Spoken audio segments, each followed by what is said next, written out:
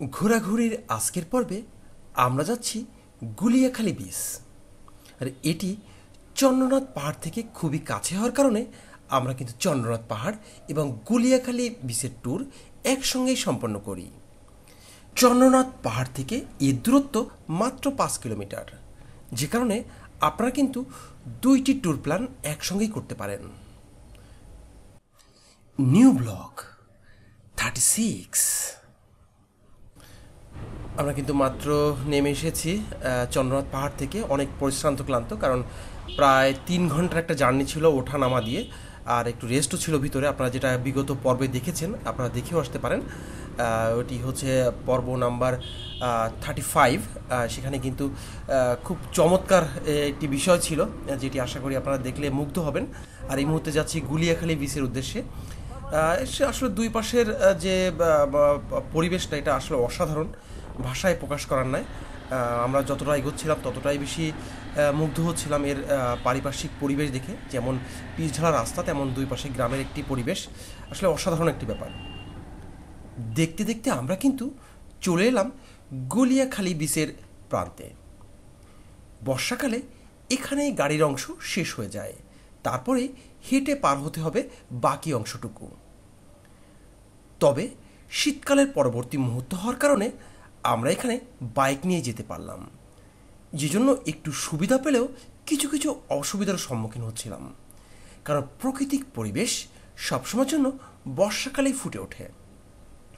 প্রকৃতির এই সুন্দর রমণীধারা আমরা কিন্তু চোখের সামনে না দেখতে পেয়ে কিছুটা মিস করছিলাম, যেটি ছবি বা ভিডিওয় বিগত সময়টা দেখে আসার কারণে আমরা সেই মিস করাটা খুব ভালোভাবেই বুঝতে পারছিলাম।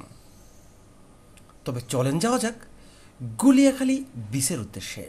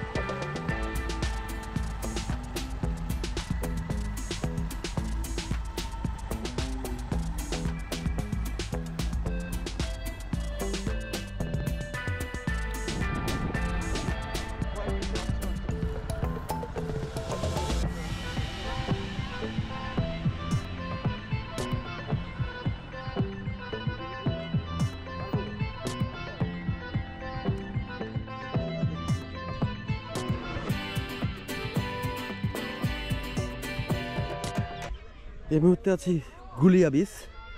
আসলে এটি অসাধারণ প্রাকৃতিক এক সৌন্দর্যের সম্ভার। আসলে এটি মুখে বলে বোঝানোর নয়, এটি স্বচক্ষে দেখলেই এটি বোঝানো যায় যে এতটি চমৎকার, আর প্রাকৃতিকভাবেই কিন্তু এটি তৈরি হয়েছে।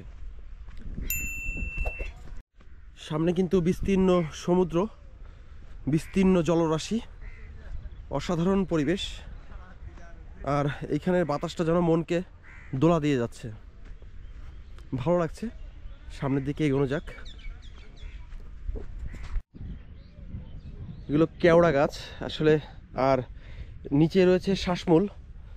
এইসব শ্বাসমূল এইখানে পুরোটি জায়গা জুড়েই রয়েছে এবং কাদাময় অঞ্চল, জুতায় কাদা জড়িয়ে যাচ্ছে, সেটা জন্য কিন্তু বেশি ভিতরে যেতে পারছি না।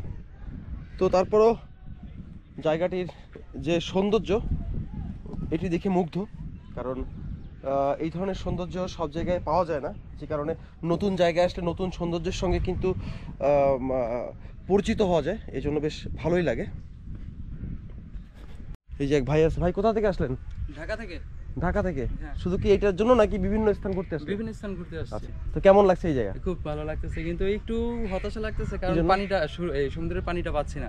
না মূলত এখানে আসা হয়েছিল সমুদ্রের পানিতে নামার জন্য, পানিতে একটু পা ভিজাবো, আচ্ছা, সূর্যাস্ত দেখবো। এখন দেখতেছি পানিটাও খুব দূরে। এটা মানে শীতকালে এই জন্য সম্ভবত, বর্ষাকাল হ্যাঁ, আসলে আসলে আমরা এটা পেতাম না, আরো 1-2 মাস আগে আসলে পানিটা আমরা পেতাম। এখনো আচ্ছা, পেতে পারি, কিন্তু সেটা রাত হয়ে যাবে।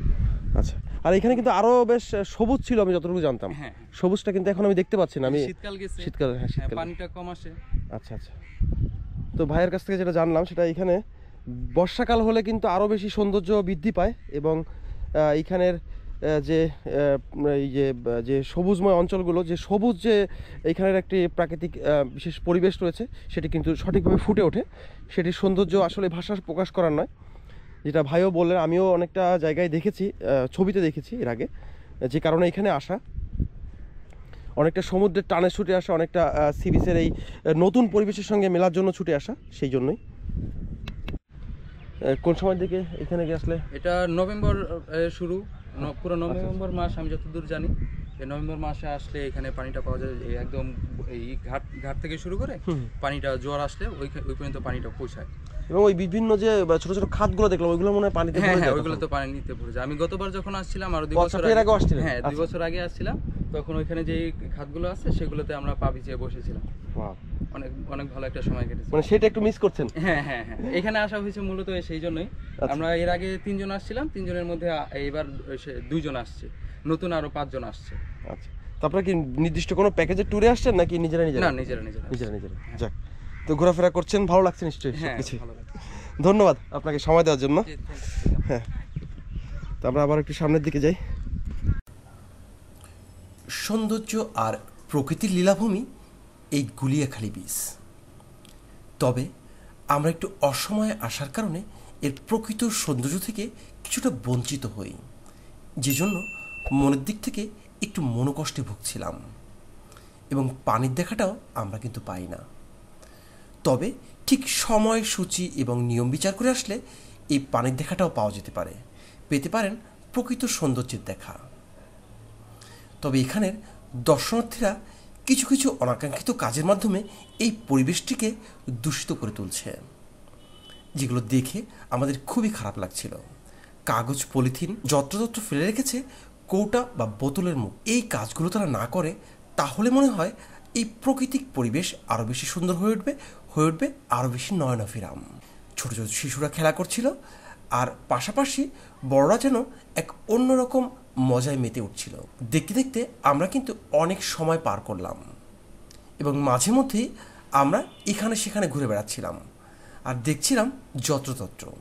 তবে প্রকৃতির এই লীলাভূমি যতই দেখছিলাম ততই মুগ্ধ হচ্ছিলাম। বীজটা আসলেই সুন্দর, আর প্রাকৃতিকভাবেই সৃষ্টি, যেহেতু এখানে কৃত্রিমত্তার কোনো ছাপ নেই।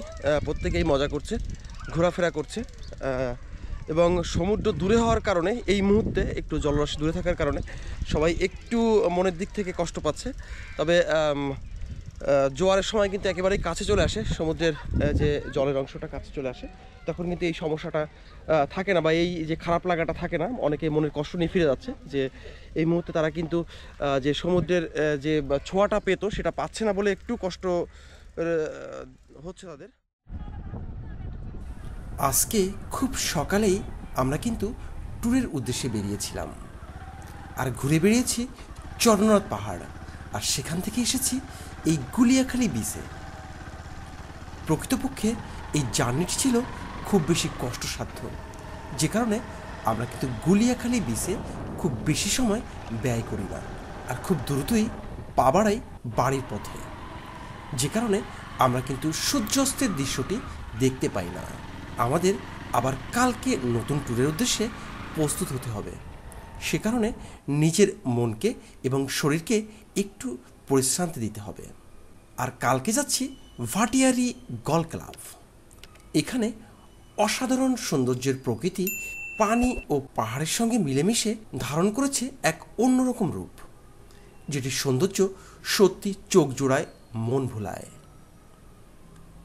ভাটিয়ারি গল্ফ ক্লাবের এই অসাধারণ সৌন্দর্য দেখার জন্য ক্লিক করতে পারেন সামনে দেওয়া ভিডিও লিঙ্কে।